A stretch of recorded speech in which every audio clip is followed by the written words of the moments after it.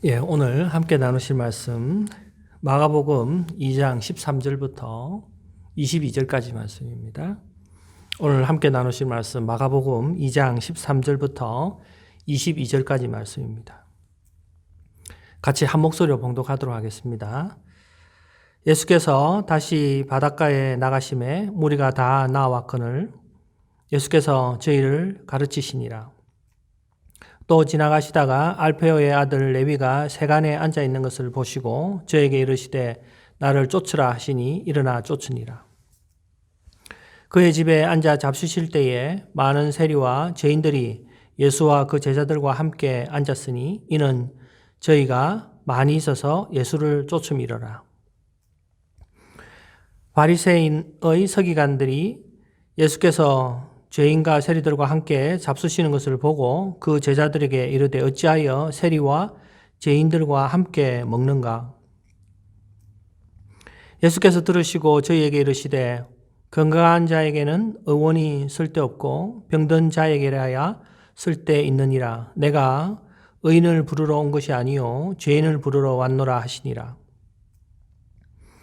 요한의 제자들과 바리새인들이 금식하고 있는지라 혹이 예수께 와서 말하되 요한의 제자들과 바리새인의 제자들은 금식을 하는데 어찌하여 당신의 제자들은 금식하지 아니하나이까? 예수께서 저희에게 이르시되 혼인집 손님들이 신랑과 함께 있을 때에 금식할 수 있느냐? 신랑과 함께 있을 동안에는 금식할 수 없나니 그러나 신랑을 빼앗길 날이 이르리니 그날에는 금식할 것이니라. 생배 조각을 낡은 옷에 붙이는 자가 없나니 만일 그렇게 하면 기운 새 것이 낡은 그것을 당겨 헤어짐이 더하게 되느니라. 새 포도주를 낡은 가죽 부대에 넣는 자가 없나니 만일 그렇게 하면 새 포도주가 부대를 터뜨려 포도주와 부대를 버리게 되리라. 오직 새 포도주는 새 부대에 넣으니라 하시니라. 아멘. 오늘 말씀 위해서 잠깐 기도하겠습니다. 거룩하시고 존귀하신 하나님 아버지 참 감사합니다. 하나님께서 저희에게 마음을 주셔서 주일 영상 앞에 예배드리게 하시고 영상을 통해서 하나님의 귀한 말씀을 듣게 하시니 감사합니다. 하나님 아버지 이 시간 겸손한 마음으로 하나님 말씀을 듣고 깨닫는 귀한 시간 될 수 있도록 주님 도와주시옵소서. 비록 영상 앞에서 예배드리지만 신령과 진정으로 하나님 앞에 예배드리는 귀한 성도들 되게 하여 주시옵소서. 주님 이 시간 성령의 기름 부음을 간절히 원하오며 이 모든 말씀 거룩하시고 존귀하신 우리 구주이신 예수님의 이름으로 기도합니다. 아멘. 갈릴리 호수는 예수님 활동의 실질적인 무대였습니다. 예수님은 갈릴리 호수에서 많은 사람을 가르치셨습니다. 그곳에서 여러 명의 제자들을 선택하셨습니다. 또한 갈릴리 호수 북서쪽에 위치한 가버나움은 예수님이 가장 많이 활동하던 곳이었습니다. 가버나움은 당시에 꽤 큰 도시였으며 오늘날에도 있는 도시입니다. 그곳에서 잡은 고기들은요, 다른 지역과 다른 나라로 팔려가면서 세관에서는 막대한 세금을 징수했습니다. 레위 마태가 그곳에서 일을 했습니다. 13절과 14절입니다. 예수께서 다시 바닷가에 나가심에 무리가 다 나와거늘 예수께서 저희를 가르치시니라.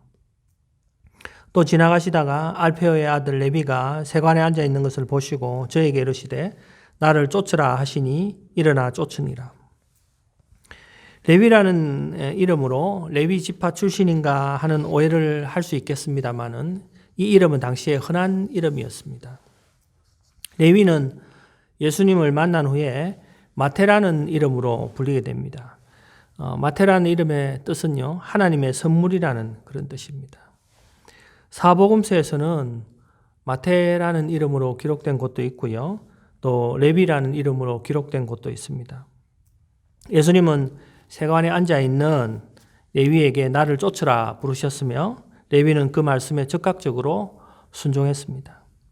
지난주 말씀드린 대로 예수님은 제자를 부르실 때 그 전에 많은 교제가 있다라는 것을 여러분 성경을 통해서 우리가 알고 배웠습니다. 물론 마찬가지도 레위, 마태도 예수님과 그 전에 많은 교감이 있었다는 걸 우리는 알 수가 있습니다.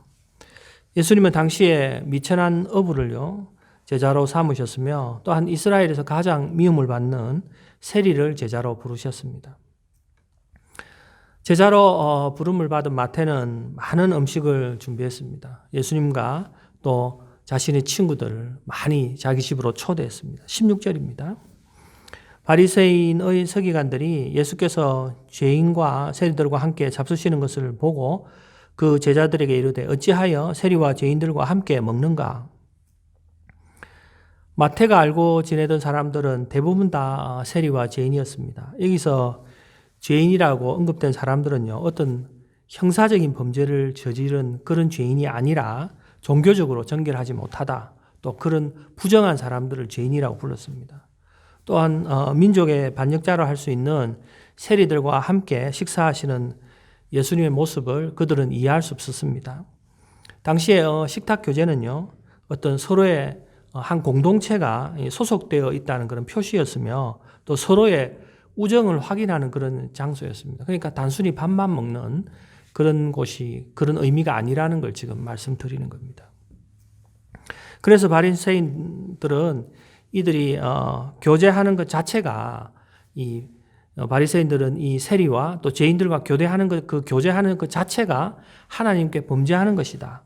그리고 바리새인들은 율법을 지키지 않거나 율법을 모르는 사람들을 저주받은 사람을 생각했습니다. 그래서 그들과 일체 대적하지 않았습니다. 그들과 전혀 교제하지 않았습니다. 그런데 예수님은 그들과 함께 먹고 마시며 교제를 하신 것입니다. 예수님은 당시 사회의 분위기와 전혀 다르게 그들과 교제를 하셨습니다. 또 예수님은 바리새인들이 그렇게 말하는 걸 들으시고는 또 이렇게 예수님께서 답변하십니다. 17절입니다. 예수께서 들으시고 저희에게 이르시되 건강한 자에게는 의원이 쓸데없고 병든 자에게서라야 쓸데있느니라. 내가 의인을 부르러 온 것이 아니요 죄인을 부르러 왔노라 하시니라.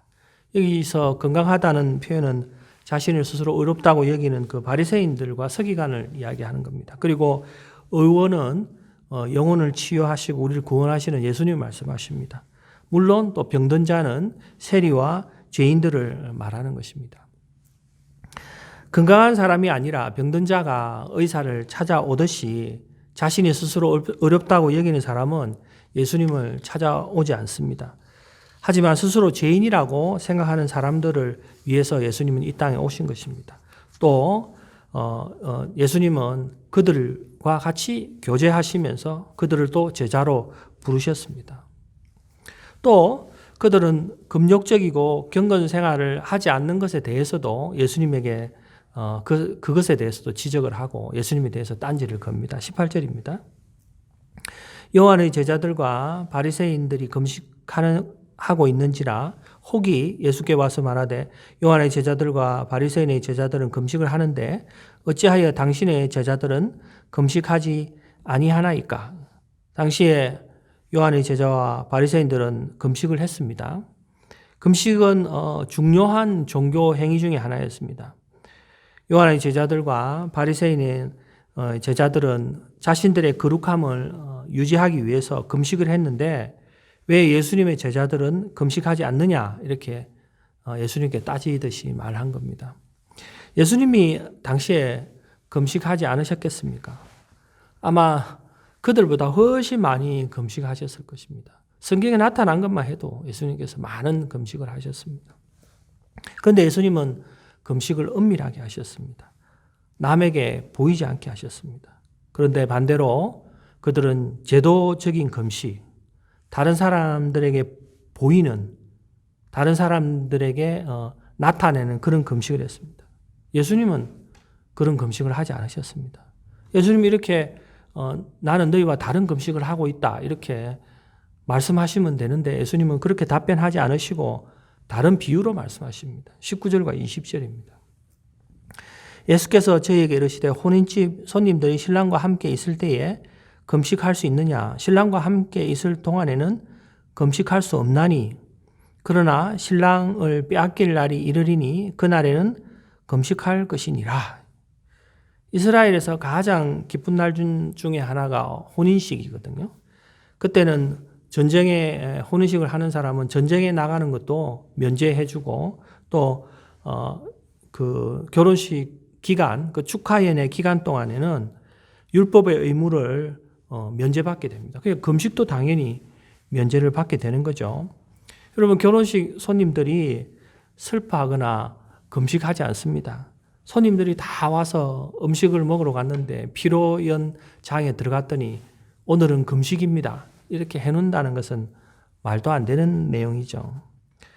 그러면서 어떻게 금식을 신랑이 있는 혼인식에 어떻게 금식을 할 수 있느냐 이렇게 이야기하시면서 예수님은 신랑 대신 예수님과 함께 있을 동안에는 절제하고 슬퍼할 것이 아니라 기뻐하고 즐거워할 때라는 것을 지금 말씀하신 것입니다. 또 예수님은 이 한 가지 질문에 대해서 세 가지 답변을 하시는데 또 답변을 하시는데 21절입니다. 생배 조각을 낡은 옷에 붙이는 자가 없나니 만일 그렇게 하면 기운 새 것이 낡은 그것을 당겨 헤어짐이 더하게 되느니라. 사람들은 생배 조각을요 낡은 옷에 붙이지 않습니다. 왜냐하면 생배 조각을 낡은 옷에 이렇게 기우게 되면 옷을 세탁할 때 생배가 물을 흡수하면서 이렇게 줄어들고 그러면서 낡은 옷을 당기면서 이렇게 해지는 거죠. 아주 실질적인 표현을 지금 예수님께서 하고 있습니다. 생배 조각은요 여기서 예수님께서 주신 새로운 복음입니다. 낡은 옷은 하나님이 주신 율법을 인간이 해석한 구질서를 이야기하는 거죠. 그리스도의 복음과 유대교의 전통은 함께 할 수 없다라는 거예요. 그러면서 함께 묶어 놓으면 한쪽이 손상될 수밖에 없다. 물론 손상되는 쪽은 유대교 쪽입니다. 유대교의 가르침입니다. 예수님은 구시대의 질서를 가지고 새로운 복음을 판단하지 마라 이렇게 말씀하신 거죠. 그리고 예수님은 또 이렇게도 말씀하십니다. 22절에 새 포도주를 낡은 가죽 부대에 넣는 자가 없나니 만일 그렇게 하면 새 포도주가 부대를 터뜨려 포도주와 부대를 버리게 되리라. 오직 새 포도주는 새 부대에 넣느니라 하시니라. 새 포도주는 아직 발효가 되지 않은 상태입니다. 발효가 되면서 이 부피가 막 늘어납니다. 새 포도주는 아주 유연하고 신축성 있는 그런 상태이기 때문에 새 가죽 부대에 들어가서 새 가죽 부대라는 유연하고 신축성 있는 것에 들어가야 이 부대가 터지지 않고 그 신축성 때문에 그 부대를 유지할 수 있습니다. 그런데 만약에 낡은 가죽 부대에 들어가게 되면 신축성이 없어서 그걸 견디지 못하고 그냥 터지게 됩니다. 여기서 왕성한 생명력을 가지고 있는 예수 그리스도의 복음이 헌 부대와 같은 바리새인의 전통은 수용하지 못한다. 이걸 이제 예수님은 비유적으로 설명하신 것입니다. 새 포도주는 새 부대에 넣어야 합니다. 여기서 새 포도주는요, 앞에서 이야기했듯이 예수님의 복음이고 예수님이라고도 할 수 있습니다. 그리고 새 부대는요, 우리 각자를 이야기하는 것입니다. 오늘날 예수님을 믿은 우리 각자를 지금 새 부대로 이야기하고 있습니다. 예수님의 복음을 이해하려면요, 유대교의 틀이 아니라 전혀 다른 새로운 틀로 그것을 봐야 된다는 거예요. 그렇지 않으면 예수님의 복음을 이해할 수 없습니다. 그들은 바리새인들은 전통적인 틀을 가지고 예수 그리스도께서 전해준 복음을 이해하려고 하니까 이해할 수가 없었던 것입니다. 예수님은 이 바리새인들이 어떠한 의식을 가지기를 원했을까요? 어떠한 새로운 틀을 가지기를 원했을까요? 그 세 가지를 여러분들과 한번 나누어 보도록 하겠습니다. 첫 번째는 율법에 대한 새로운 의식입니다. 바리새인들은 율법을 지킴으로 의롭게 된다는 의식을 가지고 있었습니다. 그 당시에도요, 요한의 제자들과 바리새인들은 서로 경쟁적으로 금욕을 하고 또 경건의 생활을 추구하고 있었습니다. 종교는 인간의 삶을 적절하게 아니면 철저하게 억압하는 방식으로 그 정체성을 찾으려는 경향이 있습니다. 바리새인들은 자신들을 억압하고 형식에 치우치면서 의롭게 되려고 한 것입니다. 율법의 정신보다는 외형을 가르친 것입니다. 율법의 행위를 지킴으로 마음속으로 자신들은 의롭다 하는 교만한 마음을 가지게 되었습니다. 이게 제일 나쁜 거죠. 이게 가장 무서운 겁니다. 행위를 중요하게 생각하는 사람은요, 종교적인 사람으로 변하게 됩니다. 예전에 제가 신앙생활을 할 때 가까이 지내던 형제가 저에게 이런 질문을 했습니다. 자신은 매주 열심히 교회를 나오는데 왜 변화가 없느냐 이렇게 저한테 물었습니다. 그 형제는 의무적으로 교회에 나와 예배 드리는 거, 그걸 종교생활로 이해하고 있었습니다. 행위만을 이해하고 있었기 때문에 교회 그냥 나오는 거, 그거로 자기는 종교생활을 다 하고 있다고 생각하고 있으니까 아무런 변화가 일어나지 못하는 거죠. 그래서 예수님은 행위를, 형식을 말씀하지 않으시고요, 율법의 정신을 우리에게 말씀하셨습니다. 마태복음 22장 37절과 40절에 보면요, 예수께서 이르시되 내 마음을 다하고 목숨을 다하고 뜻을 다하여 주 너희 하나님을 사랑하라 하셨으니 이것이 크고 첫째 되는 계명이요 둘째도 그와 같으니 내 이웃을 내 자신과 같이 사랑하라 하셨으니 이 두 계명이 온 율법과 선지자의 강령이니라. 예수님은 율법의 근본 정신을 사랑으로 해석했죠. 행위를 본 것이 아니죠. 사랑으로 율법을 이루라고 지금 이야기하는 거죠. 인간의 율법을 지키는 행위로는요, 근본적인 변화가 일어나지 않고 외식만 있는 것을 아시고 하나님의 은혜와 사랑을 구하는 삶, 또 하나님께 사랑을 받았다는 것을 깨우치고 하나님께 그 받은 사랑을 이웃에게 나누는 것, 그것을 예수님께서 지금 말씀하신 거죠. 새 부대가 되기 위해서는요, 율법에 대한 새로운 의식, 새로운 틀이 필요합니다. 두 번째는 정결에 대한 새로운 의식입니다. 유대인들은 불결한 사람들과 접촉하지 않으려고 했습니다. 그래서 바리새인들은 오늘 세리와 죄인들과 접촉하지 않은 것입니다. 정결하게 산다는 것입니다. 그들은 정결하게 거룩하게 삶을 살기 위해서 613가지의 장로의 유전을 만들어서 상상도 할 수 없는 정결을 추구했습니다. 하지만 지나치면 문제가 되는 것입니다.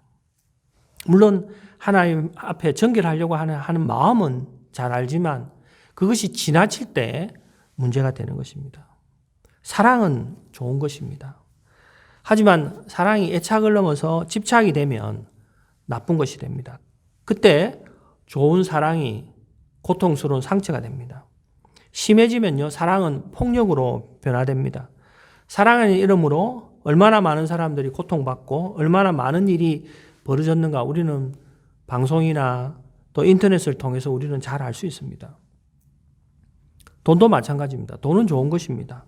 돈으로 음식을 살 수 있습니다. 돈으로 생명도 구할 수 있습니다.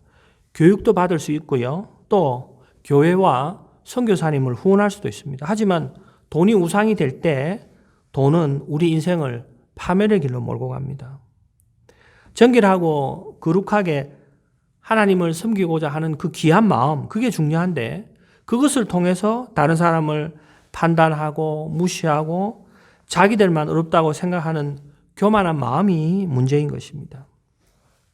바리새인들은 정결에 대한 새로운 의식이 필요합니다. 세 번째, 평등에 대한 새로운 의식입니다. 우리는 누구나 차별받는 것에 대해서 분노를 느끼지만 이 세상에는 수많은 차별이 존재합니다.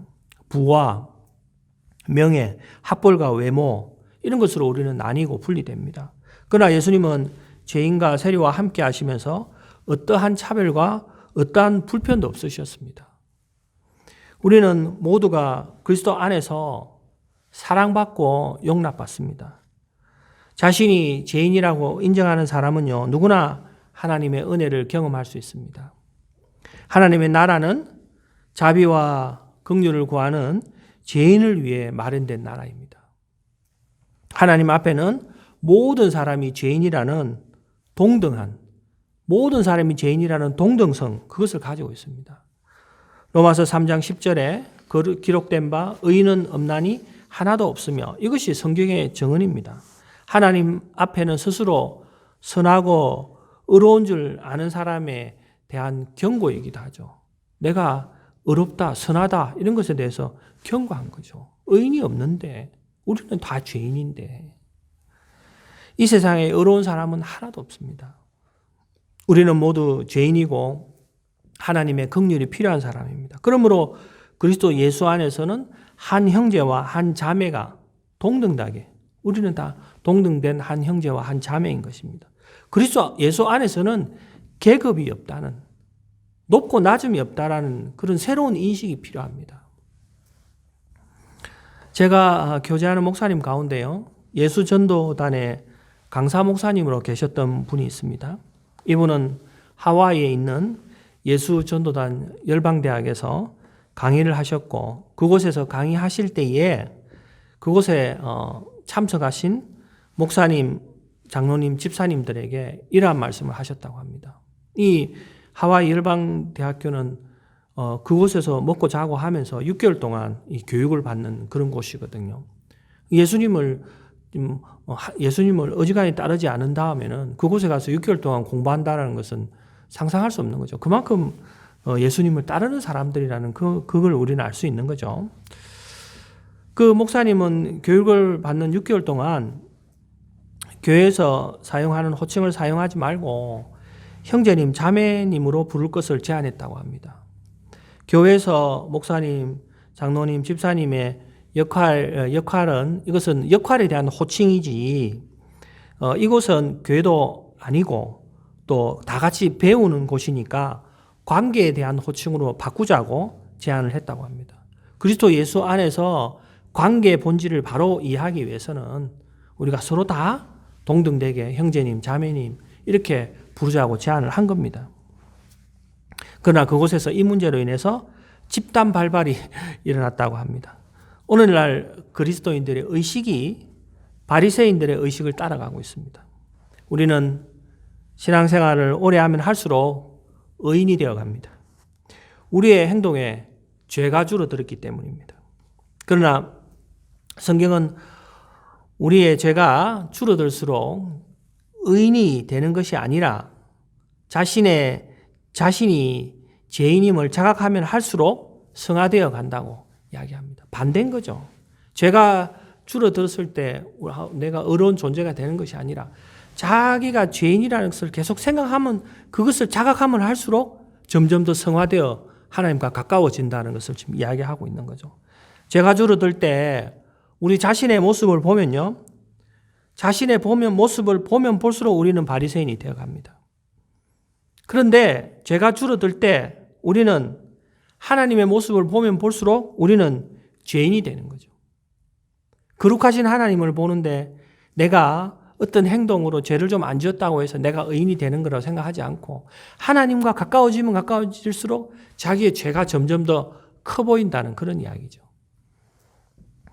바울도 죽기 전에 자신을 죄인 중에 괴수라 하는 말을 남겼습니다. 그 말은 자신이 하나님과 더 가까워질수록 자신의 죄가 더 크게 보였다는 그 이야기입니다. 우리는 예수님을 담고 있는 새 부대가 되었습니다. 새 부대인 우리들은 새로운 의식의 변화가 있어야 됩니다. 바리새인들과 서기관들과 같은 의식으로는 예수님을 담을 수 없습니다. 예수님과 함께 할 수 없습니다.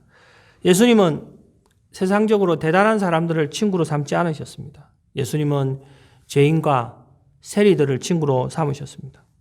우리가 예수님을 담을 수 있는 이유는요, 우리가 바로 죄인이기 때문입니다.